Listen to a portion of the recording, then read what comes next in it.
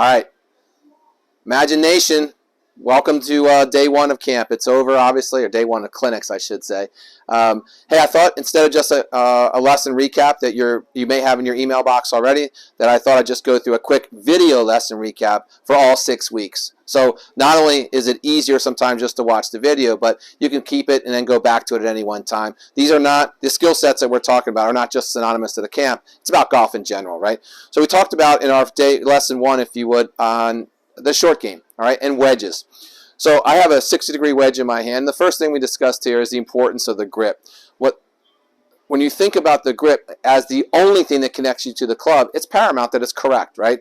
And while there's a lot of different grips, there aren't a lot of different right grips, if that makes any sense, right? So we're going to give you just a neutral basic grip, and that's what we talked about at the clinic, if you would, right? So first and foremost, for a right-handed golfer, we're going to take our top left hand, all right, our top hand, and we're simply going to lay the club in the pads of our hands here, not in the palm, in the pads of these hands. And from here, I just want you to close your hands, close your fingers, and then simply push your thumb down the shaft. It looks something like that. And if you notice, my pad of my hand is not over the club like that, all right? If you get wear marks right here, you have the club in the incorrect spot on your golf glove, I mean. So make sure that it looks something like this. That whiteness is there, that cap is there for a reason, to let the golfer know it's not supposed to go any farther. All right? So in the pads, thumb straight down, and then simply turn this hand clockwise to about 1 o'clock. You're immediately going to notice some tension in here in your left forearm, and that tension is good, positive. The bottom hand simply does the exact same thing, only opposite. Underneath, we're going to interlock our hands. I prefer the interlock grip. There are really only 2 grips to connect. This grip here and an overlap grip. Right? A lot of women prefer this for some reason. Doesn't matter. But either way, your hands have to be connected to the golf club, or your wrists will act more independently, and we don't want that. So down here, from a view here, it looks like this. 1 o'clock, interlocked, hands over, and this thumb is going to go over here. If you notice, this thumb gets right stuck in the pad of my hand here, and it should feel like I have tension in both forearms, and it does. And the palms of my hands almost oppose each other. Get that? All right? It'd be hard to interlock your palms. All right? All right, so from ball position standpoint, 90% of our golfers, and everyone that's a double-digit handicap, if you would, so if you shoot 85 or more, all right, you need to keep this ball in the center until you get better. The reason it's in the center is that that's the shallowest point of the golf club, or of the swing, if you would, and you're going to have the best crisp contact, say that 10 times, with the actual golf ball, all right?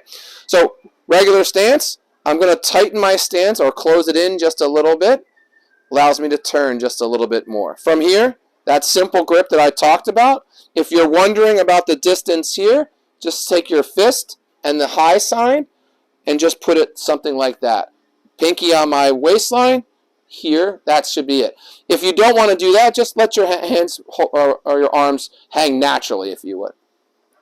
My setup, ball's in the center, my grip, and then I'm simply going to rotate back and rotate through. As much as I say simply, that rotation has to go down to 1 o'clock. That stick there is positioned to 1 o'clock. That's my swing path. I am not lining up my feet this way. I'm lining up my feet perpendicular or parallel, however you want to perceive it, to the target. But my swing path is going to go inside to out. And that's simple. Here, ball in the center. Nice, easy swing. And the ball then goes out. Okay? For our more advanced golfers, that some of you are in the clinic, we're simply going to do all that. And one more wrinkle, we're going to put the ball back in our stance.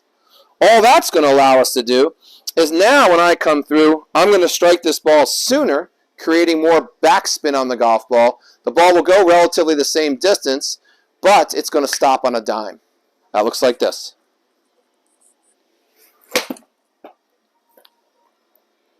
And if Morgan can pan in on that shot, it's right in the green and stopped after 1 bounce. So again, for 90% of you watching this, ball's in the center. For the 10% that are better than average, you're going to put the ball back in your stance. And that's for all of your wedges. One last thing for distance. We talked about, look, this club goes 80 yards for me, all right? If I have a 40-yard shot, and we talked about the three shots that we worked on for men, 80, 60, and 40 yards. For women, 60, 40, and 20. Those are the three shots that most people miss from, all right? More people miss from those yardages than all the other yardages combined. Crazy, all right? So, and by the way, if you're going to refine your golf game, meaning score better, there's no better way, actually maybe putting, but outside of putting, there's no better way than to reduce your scores than work on this short game here. But let's say I have a 40-yard shot. I don't have a 40-yard club in the bag. I wish I did, right? And you're only allowed to carry 14. So if I had a club for every yardage, I'd have 20, 30, 40-some clubs, all right? It'd be heavy, all right? So most people with a 40-yard shot and an 80-yard club would do something like this. They're going to take their normal swing, but they're going to take a little off. Here's what happens. Damn. Darn, whatever curse word you want to say, right? Because that ball only went 21 yards, right? I was trying to hit it 40, and it only went 21. And if there's a sand trap, there's water, there's hazard, whatever, I'm in trouble. Either way, even if there's no sand trap or whatever, I'm still in trouble because I have to take another shot. So wouldn't it be better if we simply had a technique that said, hey, you know what? Use this technique, and the ball will always go 40 yards. And that's exactly what we worked on. Half shots and quarter shots. A half shot is defined by the hands don't come above the waist. A quarter shot is defined by the club head doesn't come above the knees. And a half shot, by definition, look, if I normally turn 6 inches in my regular swing, now I'm going to turn 3 inches. My follow through is going to be the same because I'm still swinging through the golf ball. I'm still trying to get my belt buckle and my waist at the target when I'm done. But if I do this correctly without decelerating or accelerating, just take half of my swing, the ball will go half the distance. Almost 100%. Watch. And even though I hit that a little thick, that's 39 yards. All right? Thick meaning I hit behind the ball a little bit. So without any real thought process, without me making sure I'm set and everything like that, I just literally am so used to just half a swing there, that ball goes out exactly as planned. The quarter shot is even easier in the sense that same exact stance, same everything. All I'm doing is a quarter. So instead of that 6 inches or 3 inches, now it's just 1.5 inches and through the golf ball. This shot requires that you don't do anything really as far as a swing other than just drop the club on the back of the golf ball, right? Because if I'm only going 20-some yards, I don't need to swing hard at all. The club itself, right? The lob wedge is the heaviest wedge in your bag, and simply because the club head is heavier than the end, the ball will go 20 yards. So I'm simply here, half quarter of a swing, and there it goes. That's a little risky on that one, but it still went 19 yards. Okay? So that's the technique. Then we talked about one last thing, how to regulate the distances of every club and incorporate the half and quarter and sometimes 3/4 swings. And that's simple. 80-yard club, I grip down 1 inch, it's now a 70-yard club. I grip down 2 inches, it's now a 60-yard club. And that's about the max, because if I go any more than 2, then my hands can't be on the grip appropriately and starts to feel awkward. Okay? And likewise, 1.5 inches, that club then would go 65 yards. You get the idea. So now I'm here, I have my 80-yard club. I grip down 1 inch so that I can hit my 70-yard shot, and everything else is exactly the same. Ball went a little bit higher. Morgan, you tell them what the yardage is. 69. She doesn't have her glasses on. So that's how easy it is.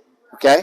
So you can do that technique on every single solitary club. So you got a 7-iron that you normally hit 140. You grip down 1 inch, it's your 130 club. You grip down 2 inches, it's your 120 club. You get the idea, right?